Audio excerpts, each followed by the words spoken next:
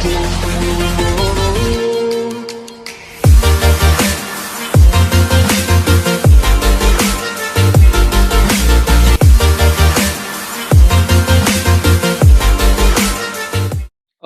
selamat berjumpa kembali bersama saya Dr. Royman Simanjuntak, spesialis bedah torak, kardio, dan vaskuler. Kali ini saya akan membawakan satu topik yang sangat menarik. Yang ini kasus real yang terjadi di dalam praktek saya, dan saya harapkan ini bermanfaat. Dan kali ini saya akan membawakan sedikit berbeda. Saya akan membawakan secara Zoom supaya ini didengar, dilihat oleh para mahasiswa saya juga. Nah, kali ini saya akan membawa suatu topik yang jarang, tapi kalau ini terjadi akan sangat fatal.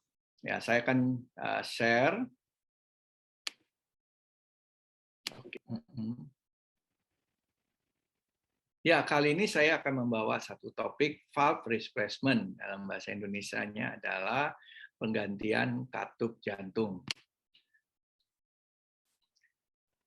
Katup jantung seperti kita ketahui terdiri dari 4, katup trikuspid menghubungkan atrium kanan dan ventrikel kanan, katup pulmonal menghubungkan ventrikel kanan dan arteri pulmonalis, katup aorta menghubungkan ventrikel kiri ya, dan aorta, katup mitral menghubungkan atrium kiri dan ventrikel kiri. Oke, gangguan katup. Apabila terjadi satu masalah di dalam katup itu, yang kita sebut adanya kelainan katup, ya seperti kita ketahui katup ini kan berfungsi memisahkan dua bagian dari jantung, seperti ibarat pintu rumah ada pintu, ya, dan pintu ini tidak bisa ada bolak-balik dua arah, tetapi pintu ini satu arah. Nah, bila terjadi penyempitan atau katup tidak bisa terbuka, yang kita sebut stenosis. Nah, biasanya pada katup aorta itu kan trikuspid, ya artinya 3 daun katup, tapi bisa terjadi kelainan bawaan yang disebut bikuspid, dan ini yang biasanya sering menyebabkan terjadinya penyempitan atau kebocoran. Nah, stenosis ini yang disebut menyempit ini bisa disebabkan oleh adanya infeksi, seperti demam rematik atau degeneratif, proses penuaan. Jadi memang jantungnya semakin usia terjadi perubahan daripada struktur katup jantungnya. Atau regurgitasi, insufisien atau kebocoran, nah ini biasanya disebut karena infeksi atau endokarditis.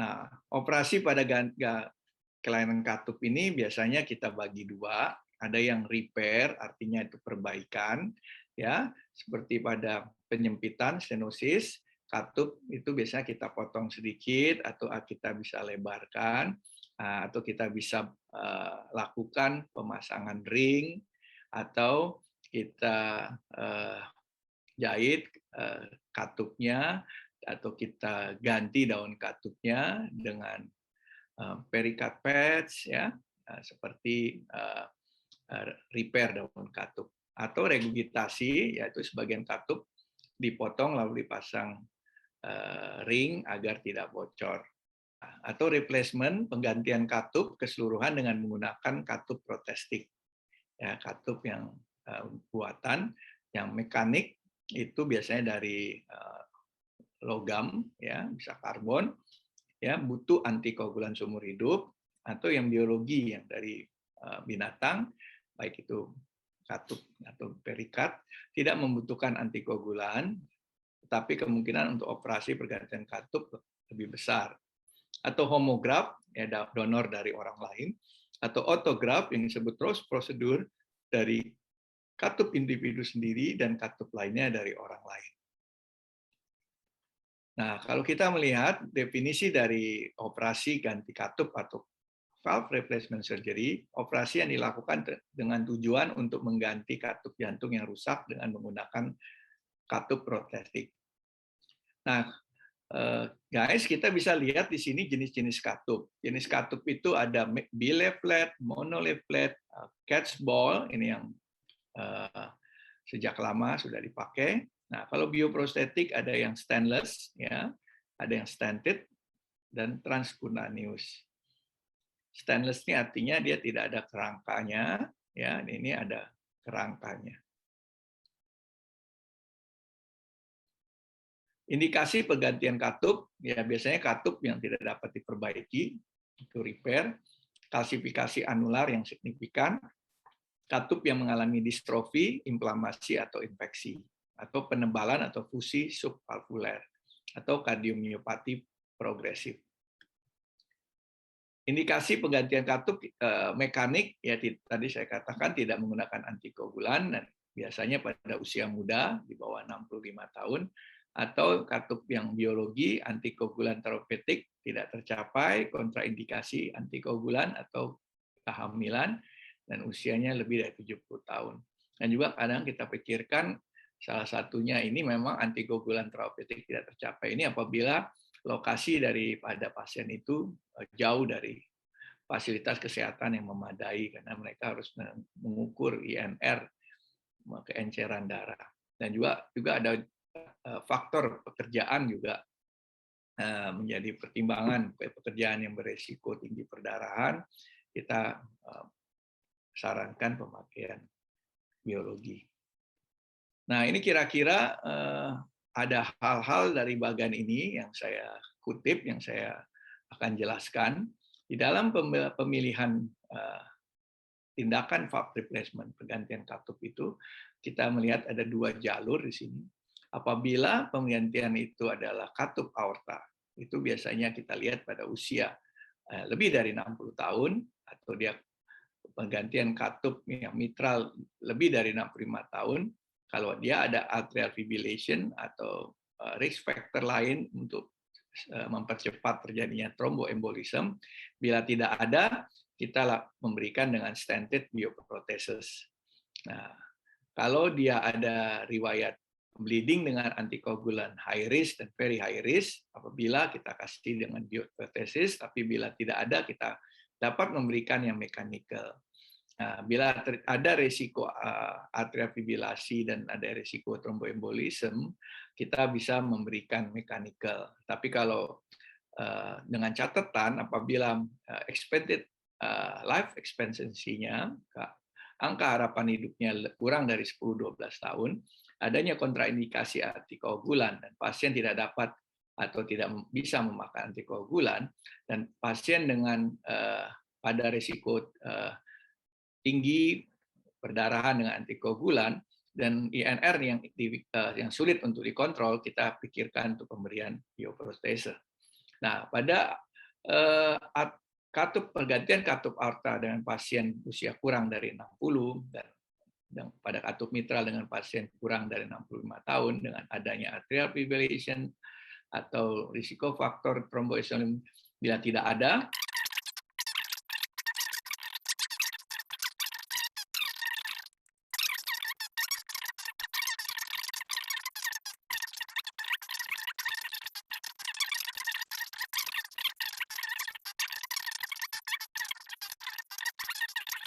nah, pada pasien-pasien post mechanical valve replacement, yang penting kita harus ingat bahwa operasi ini, baik itu dengan mechanical atau biologis, memerlukan antikoagulan. Nah, khususnya pada mechanical valve atau katup mekanik, kita memerlukan antikoagulan yang seumur hidup. Kita berikan biasanya vitamin K antagonis, warfarin, kuomadin, ya, dengan kita harus melakukan pengecekan INR yang berkala. Ya, pada kasus yang risiko rendah, kita biasanya di atas 2,5, risiko sedang di atas 3,6, dan risiko tinggi 3,5. Target INR meningkat 0,5 apabila riwayat thromboembolism sebelumnya, atrial fibrillasi, mitral stenosis, dan ejection ventricle kiri yang kurang dari 35%. Aspirin dosis rendah, ya, biasanya kita berikan kalau ada aterosklerosis, ya, trombolitik, trombolisis katup tanpa shock kardiogenis, ya, dan penggantian katup biasanya kita trombolisis gagal atau terdapat kompromi hemodinamiknya. Nah, terus kita lakukan ehokardiografi setiap tahun setelah 5 tahun bioprostese.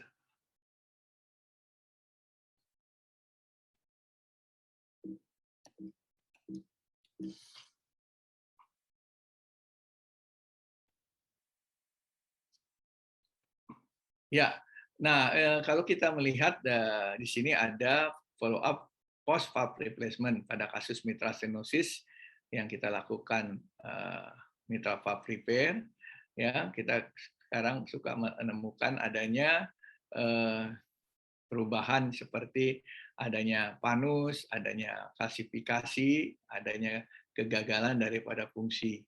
Ya, kita biasanya melihat kalau hanya kelainan itu karena adanya ring atau pada bandnya saja, kita bisa melakukan repair kembali, ya jadi fascial anuloplasti atau tidak anuloplasti. Tapi kalau kerusakannya ekstensif, biasanya kita melakukan dengan replacement, ya kalau ada kelainan panus yang ekstensif. Nah, kalau ada kalsifikasi, ada gangguan daripada fungsional pada katup yang kita repair, biasanya kita lakukan langsung replacement.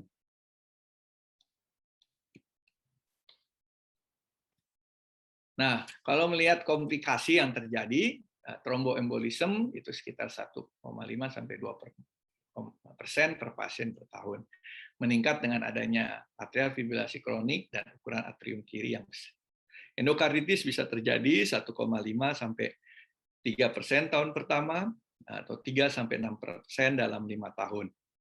Bisa terjadi degenerasi katup itu pada katup bioprotestik atau terjadinya paravalvular lag, yaitu adanya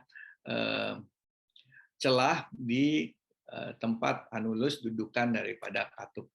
Ya, biasanya itu 1,5%. Dapat dicegah dengan pemilihan katup dengan large saving ring pada jaringan anular yang sangat terkalsifikasi atau kualitas buruk. Ya, ini adalah identitas pasien pria usia 38 tahun, sudah menikah, tanggal kunjungan 21 September. Anamnesis dilakukan secara alloanamnesis kepada anak pasien dengan mencekam rekam medis pasien. Keluhan utama dia datang dengan nyeri seluruh dada sejak pukul 8 malam pada tanggal 20 September, jadi sehari sebelumnya. Nah, datang ke UGD tanggal 20 dan tanggal 21-nya dirawat, dilakukan pemeriksaan EKG 12 lead, hasil possible inferior infarction. Setelah diterapi dengan analgetik, pada sore hari pasien merasa dada kiri masih terasa sedikit nyeri. Nyeri dada hilang timbul, nyeri dada berkurang, pasien sulit tidur malam hari. Ya, sedangkan pasien sudah diberikan heparin drip, ya pasien juga ada mengeluh nyeri ulu hati, dan APTT diukur dan diberikan heparinisasi. Ya, heparin diberhentikan karena pasien perlu cabut gigi, ya, dan diberikan setelah perdarahan gigi minimal dilakukan lagi heparin drip. Riwayat penyakit dahulu, riwayat sakit jantung, ya pasien pernah dilakukan operasi CABG dan mitral valve replacement 2018 di Malaysia, diabetes, hipertensi, dan dislipidemia. Riwayat penyakit keluarga, tidak ada keluarga yang mengalami keluhan serupa, hipertensi, kanker, diabetes. Riwayat operasi CABG plus MVR 2018 di Penang. Riwayat alergi, makanan ikan, obat kompor, dan bisoprolol.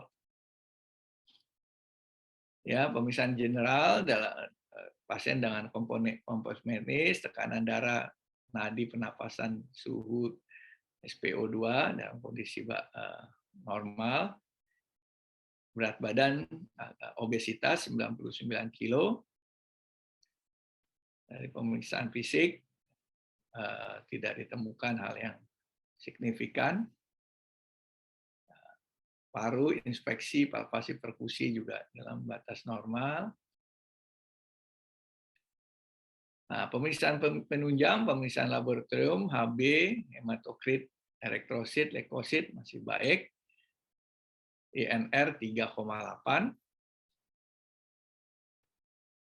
trigliserida 193, LDL 158. Ini kita melihat bahwa ada faktor risiko pada pasien ini dia mempunyai kadar trigliserid dan LDL yang tinggi. Ya, gula darah puasa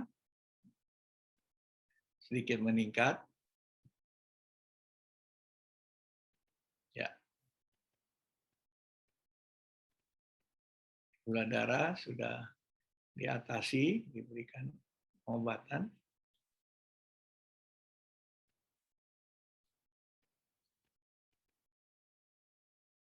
Ya, sebelum operasi dilakukan pemeriksaan PT INR 0,9, albumin baik, bilirubin baik, SGT, SGPT sedikit meningkat. Ini ada kemungkinan dari pengaruh dari congestion atau kegagalan jantungnya, sehingga ada pembengkakan lever.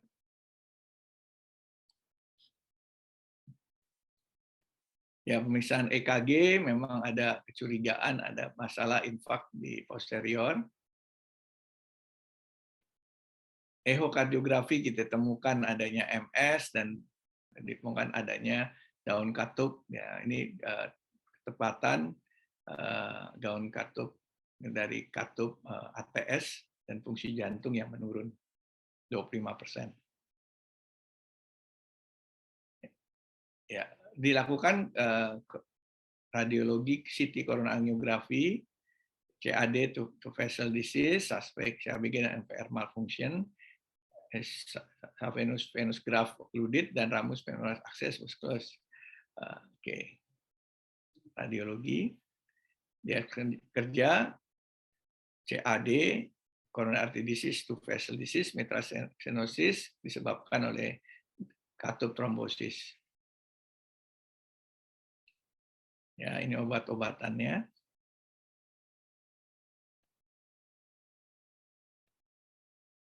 Nah, setelah kita lakukan operasi, ya pertama kita menemukan adanya permasalahan di katupnya.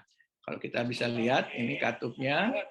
Di sini ada trombus di daun katup yang anterior. Ini yang menghambat proses buka tutupnya dari daun katup. Hal ini disebabkan oleh memang pasien tidak memakan antikoagulan dengan baik dan tepat.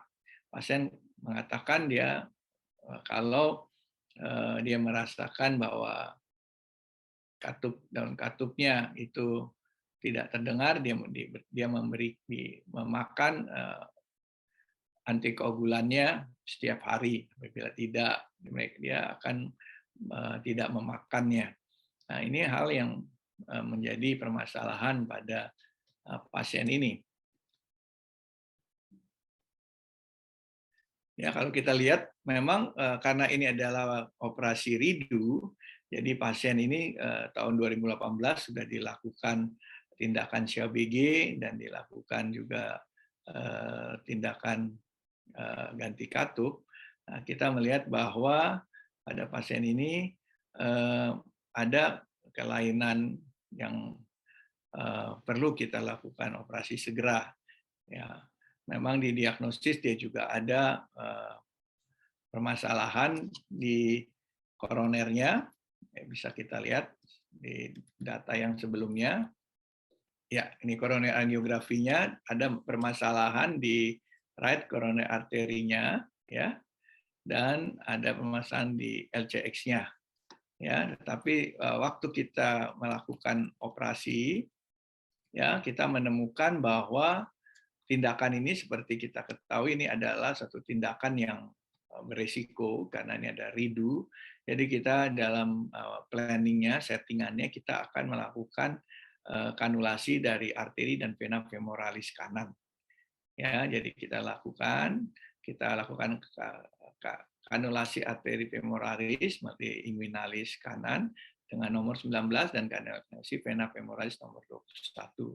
Dan kita melakukan CPB dimulai dan infeksi di bekas luka stenotomi yang lama. Dengan teknik kita memegang kawat dan kita lakukan stenotomi dengan osiloskop. Dan dengan kondisi yang pelengketan berat, kita melakukan pembebasan right ventricle, right atrium, dan left atrium aorta dengan hati-hati menghindari terjadinya perdarahan yang parah. Terus kita lakukan aorta clamp dan kita lakukan tindakan membuka LA melalui insisi Waterstone seperti biasa. Tampak katup mechanical dengan trombosis di salah satu daun anterior mechanical. Ya, katup dikeluarkan, kita pasang katup bio nomor 29 dengan jahitan plejet 15 buah, LA ditutup dengan prolin, RC coba dikenali tapi mengalami kesulitan karena pelengketan hebat dan tidak ditemukan target graf yang baik. Kita tidak melakukan, demikian juga LCX-nya juga sangat kecil. Kita rewarming dan dipasang drain 3 buah. Lama cross clamp 179, CPP 391 menit, dan CPP terakhir 8. Oke guys, terima kasih. Ya, jadi seperti saya katakan tadi, memang ini adalah satu tindakan yang berat, rumit, ya, beresiko tinggi. Yang pertama, pasien ini adalah ridu dengan kondisi jantung, fungsi jantung yang tidak baik, dan kita harus melakukannya tindakan dengan hati-hati karena sangat terjadi pelengketan yang berat dan dengan CPB time yang lama. Tapi hasil operasi pasien berhasil dengan baik, dan setelah operasi pasien bisa di-weaning dari ventilasi dengan baik, perdarahan juga bisa diatasi dengan baik. Nah, menjadi catatan bagi kita semua bahwa kejadian daripada trombosis katup mechanical ini bisa terjadi karena beberapa hal, yang salah satunya yang perlu kita pikirkan kalau pada pasien-pasien dengan kondisi penurunan jantung dan juga kondisi katupnya yang mechanical yang tidak adekuat pemakaian daripada antikoagulan warfarin atau pomadin yang pada saat ini memang masih sulit menggantikan obat-obat tersebut dengan obat lain. Jadi pada pasien dengan kondisi mechanical valve replacement, dia harus disiplin mengukur kadar INR-nya dan tidak boleh lupa makan obat pengencer antikoagulan tersebut. Nah, itulah menjadi masalah bagi orang-orang yang tidak punya kemampuan untuk mengukur atau tidak disiplin untuk makan obat. Jadi pemilihan daripada katup aorta yang sudah saya jelaskan sebelumnya itu sangat tergantung individu ke individu. Setiap individu harus kita nilai dengan baik dan kita harus lakukan penjelasan, informed consent untuk pasien menentukan mana yang terbaik untuk pasien tersebut. Sekali lagi guys, ini adalah laporan kasus yang baik untuk kita ketahui dan sebaiknya ini kita harus hindari, ya, dan kita harus perhatikan dengan baik bahwa kemungkinan trombosis pada katup mechanical bisa terjadi dan akibatnya sangat fatal untuk pasien tersebut. Terima kasih atas perhatiannya. Kalau konten ini baik, bermanfaat, mohon di-share, komen, dan subscribe. Sampai jumpa.